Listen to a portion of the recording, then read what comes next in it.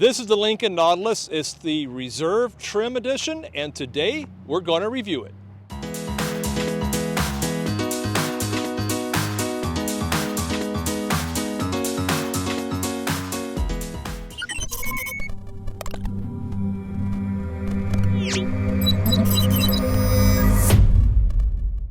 Today we're working with our friends at Chuck Spaeth Ford in New Ulm, Minnesota. Hey folks, I'm Rob. And I'm Nathan. And we are Two Guys in a Ride. Say, Nate, what are we taking a look at today? Hey folks, today we're taking a look at this beautiful Lincoln Nautilus, and it is the Reserve trim. That's right, but before we do, if you want to keep up to date with all the new cars, trucks, and SUVs, and you want to know how to use all the infotainment systems and technology built into it, plus you like cool collector car stories, take a moment and hit that subscribe button down below and ring that bell notification up above so you never miss a video. That's right. So I think our job here is done. Oh, right? no. Oh, no. So what do you say? Let's go for a ride. All right. Nathan really wants to take this for a ride. Come on. So welcome to our detailed video how-to on the Lincoln Nautilus. This is the Reserve trim level. Up here, you've got a bunch of things you can configure because it's all digital. And everything you need to control that is located right here. You have an up-down arrows, you have a push for OK, and a back button. So right now, it's showing my radio station, and it's showing average fuel economy. Okay? And if I toggle down, I get tire pressure, and if I toggle down again, it goes up. You can see the three dots, and then I get a trip meter right here. All right, so now if I go down here to display, okay, I can click on, I have choices for gauges, info, trip, and fuel, or display setup. So if I just go to gauges and I press the OK button, I can look at speedometer only, speedometer and eco coach, or speedometer and tach. So just to get a little different view, let's just go here, we press the OK button, and now it moves things. So now your entertainment stuff is over here on the left, your speedometer is in the right, and you notice how it just has the 0 miles per hour, and it has the max of 160, and then it gives your digital in there, and then of course this will be your gap setting for adaptive cruise control and stuff. You have your trip meter over here on the right. Now to get out of this, you're going to have to press display again. Let's go over here to info, trip, and fuel and press OK. And I can actually tell it to have no content. Well, I obviously don't want that, but I can show information from trip 1. I can go down here, and I'm just pressing the OK button. I can also show information from trip 2 if I want. Fuel economy, eco behavior, I can turn that on. And you notice this little orange line, that means, and then there's kind of a gray line after it, that means I have more down below. So I'll just go down, okay, auto start stop. Okay, we'll turn that on, or with the OK button, or turn it off with the press of the OK button. You want tire pressure to show up or not? You can adjust that with the OK button. Power distribution, where's the power in the wheels going to? All right, so now if I go to the back button, and I'm going to go back one more time, and now if I toggle through, you can see on the right I've got a whole bunch of screens. So that was trip 1, this is trip 2. Down here you've got fuel economy. These are all the things that we kind of added. Economy behaviors, tire pressure, and then power distribution, to which wheel is the power going. So that just all happens on your right. All right, now I'm going to hit the display button again, and I'm going to go down to display setup and press OK. Okay, so I want distance to show. Okay, so distance, I can have miles and gallons, I can have kilometers and liters per 100 kilometers, or I can have kilometers and just kilometers and liters. I'm not really sure what the whole difference is between these two, other than it's liters per 100 kilometers. So I'm assuming this is just 1 liter per 1 kilometer, and that's how it measures it. So I hit the back button here. Okay, temperature, if I press that, I can have it show up in Fahrenheit or Celsius simply by switching that. I'm going to leave in Fahrenheit. You press the back button. Tire pressure, I can have it as PSI, kPa, or bar, and I would just press the OK button to select one of those. I'm going to leave it. Press the back button. I'm going to go down to language, and here's where, of course, you have a choice between English, Spanish, and French.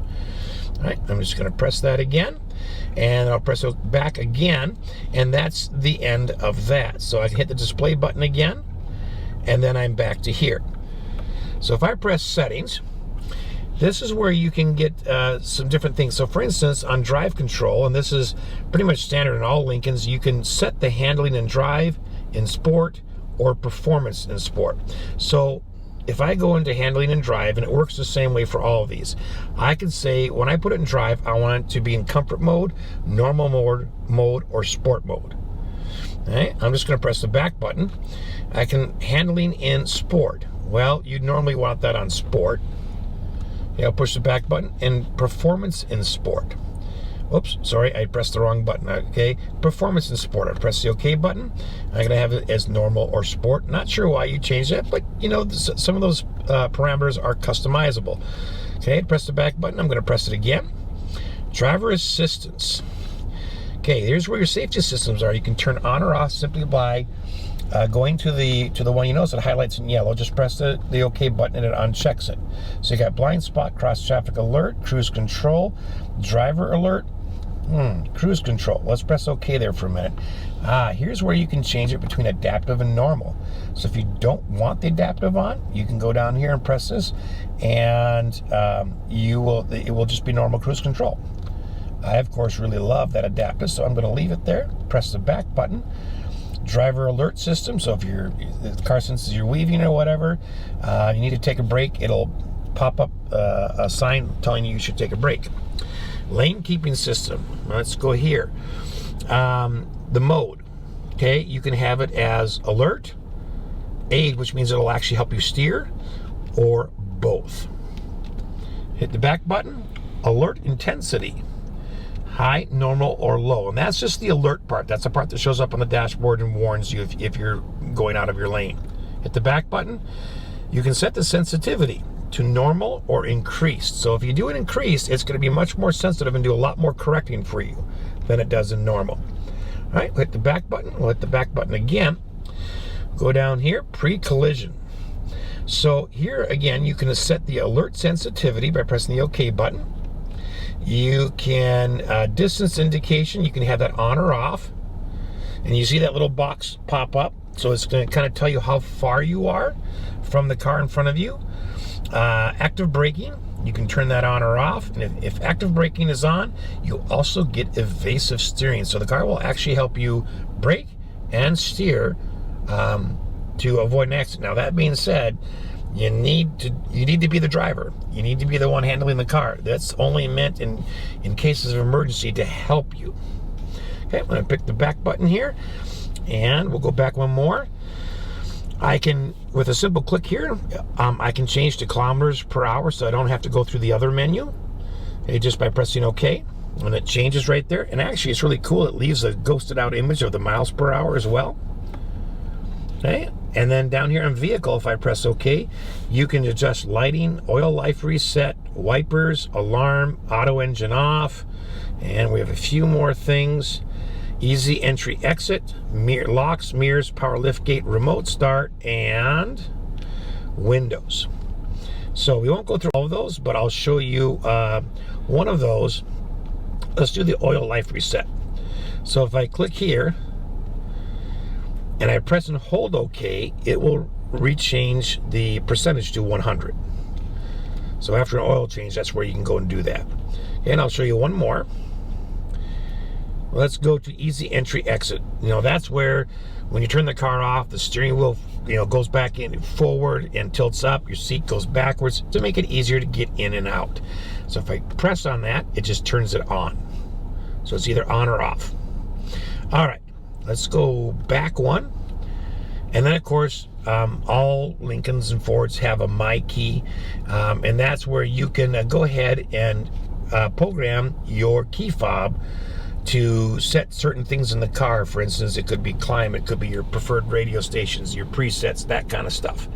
So when you get in and drive the car, your whoever else drives the car, all their presets and that kind of stuff disappear from the radio and yours appear. All right. I'm going to press that gear status one more time here, and that brings us just back to this main screen where even though the buttons don't show, the dots don't show up anymore, if you toggle through, you can get all of these things that we set earlier. All right, and that's the driver's information screen. All right, let's move over to the infotainment screen. So the infotainment screen itself is 8 inches. It's the Revell Ultima audio system. It's 16 speakers, including a subwoofer. It sounds absolutely fantastic. Of course, it has Android Auto, Apple CarPlay, Sirius XM satellite, and of course, Bluetooth. Now, this one does come with navigation. So what we're going to do is just take you on a tour of what's inside of here and how some of these things work. First of all, to operate this is all touchscreen. So if I go up here, I can go to my home, and I've got 3 windows that show up. My navigation, I've got audio, and then I have got a phone, if I added a phone. Also, your heated steering wheel button shows up right there, so you can easy access to turning it on and off if you're in the home window. At the top, of course, you have the current temperature setting inside the car for driver and passenger, and then you have the outdoor temp along with a clock, and then of course your 4G Wi-Fi signal that you can do. That's through AT&T or Verizon. All right. So down here, you've got a bunch of icons that for the most part will stay here. So if you can click here, you get to audio, click here, you get to climate, your phone, your navigation, apps, and settings. So let's just go to audio for a minute. And so if you want to go to sources, you can click up here if you're not doing it through a steering wheel, and then you can select which one you want. And of course, if you had Android Auto or Apple CarPlay running, that would show up there, and your phone would show up here for Bluetooth. All right, so I'm gonna go back, and you've got presets down here. Now there are 3 stages of presets, so if I press the button, I get the next set. If I press the button, I get the next set. If I want a direct tune, I can just click on that and type in the radio station and hit enter. To save a radio station, it's pretty much the same as it is on any car. So I should have done something. I'm going to go to 101.9. Don't even know if that's the station, but I'm going to enter it. And then it shows up right here. So anywhere I go, I can just press, and it'll hold it, and it changes to 101.9. Look at that. I picked a real radio station. Wow. Okay. Now, if I go over here to climate, I have all physical controls for climate, but I also have them in the screen. So you got your auto button up there, you got your temperature setting for your driver and your passenger, you got the dual mode, recirculatory, rear defroster, AC, fan speed, and modes. And then the front defroster. If you press the menu button, then you have additional climate controls. You have your max defrost, you've got rear defroster, you got max AC, you got some controls over where the air is blowing, and then you got another heated steering wheel button. If I go to a phone, I don't have my phone connected currently, so this is where you would add a phone, but this is where all your phone stuff, your history, your calls, your texts, all that stuff would show up on this screen. Okay, so once you go to navigation, this shows up. Now, if you don't press anything for a while, everything kind of disappears down here. These shrink down like this, and then you have much more view of the screen. All right, so to get those controls back, you just press the control button, and here they all are again. So you just click on destination, and of course, you can go through here and set all these up. You can have presets so that you can just find them quickly through your steering wheel controls or over here. All right? But lots of different settings that you can go to. Now, in the screen itself, you got a plus and minus button where you can zoom out or you can zoom in. And then, of course, you can say what kind of heading you want. That's 3D, that's true north, and that's just as it appears as out your window. And then you have a menu button over here. Okay, you can look at change the screen view. Look at a traffic list, look at navigation settings, and where am I? So navigation settings is pretty much something you kind of go into once, but you can set your map preferences here, right? And you just simply slide things on or off. If you want to know what is this, what's breadcrumbs, you can click on that, okay? Basically, it's a Hansel and Gretel type of thing where it kind of leaves a trail about where you've been. And go back here. Let's see, on route preferences, you can choose, preferred route is always the fastest. If you click on here, you'll get some more options. You want the shortest route, you want the most economical route. Right? And so I'm just going to press that button right there. And of course, there's more things under here that you can scroll to. So way too much to get into here, but that's where a lot of your controls are for how your navigation looks for roads.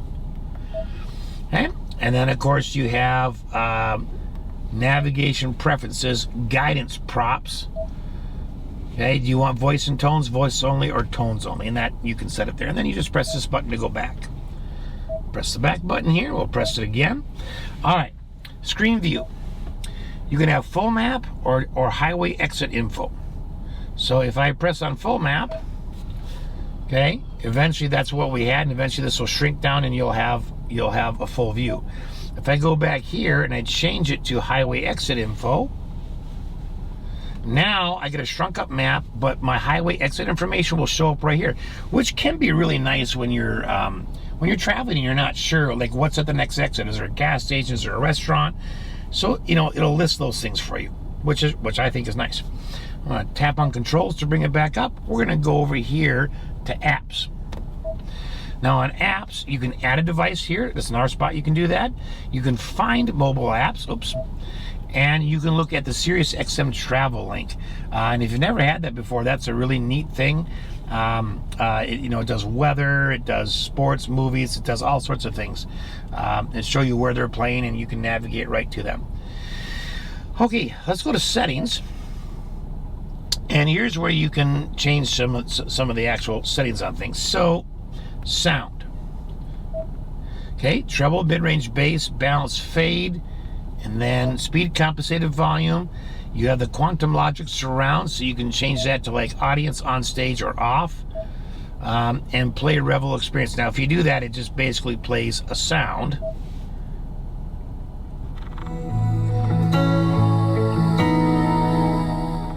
Okay, so it's just kind of like a test for your speakers. All right, click on settings again. Okay, if you want to change something on clock, here's where you go to it. And there's a few more features under here. Okay, and I'm gonna go back. Bluetooth you can set up here. Phone you can do some setup here. Radio, okay, you can have HD radio on if you want, or off. Radio text on or off, and then you just slide those things. And then you can refresh your auto set presets if you want there. Navigation. So we saw this setting before under navigation, so this is a redundant page, but it's there as well.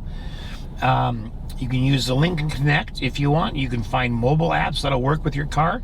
And then you notice the 3 dashes down here. Well, there's more icons over on the right. So I'm going to swipe. You've got general, 911 assist, automatic updates. You got vehicle display, valet mode, voice control, ambient lighting, which this car has. And if I scroll one more time, you can set up personal profiles in there. And that again goes along with your key fob. Okay, let's take a look at just a few of these, okay?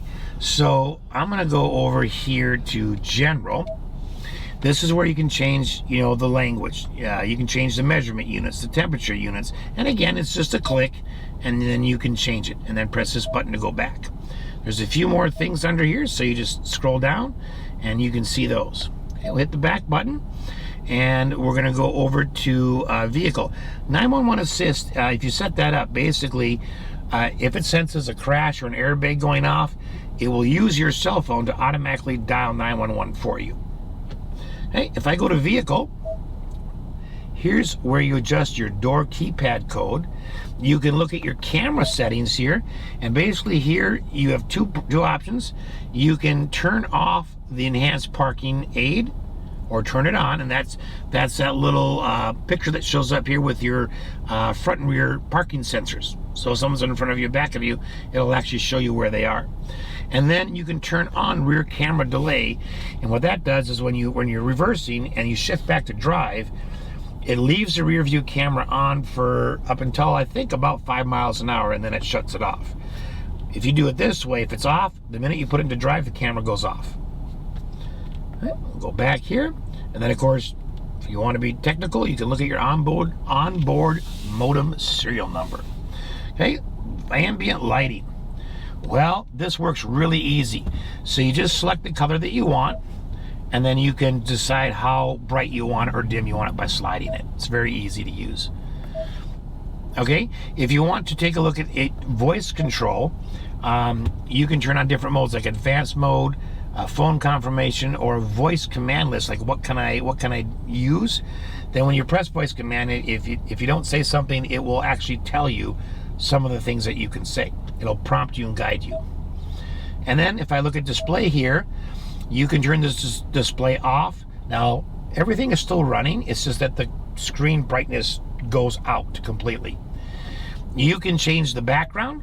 Okay, you got some different selections here.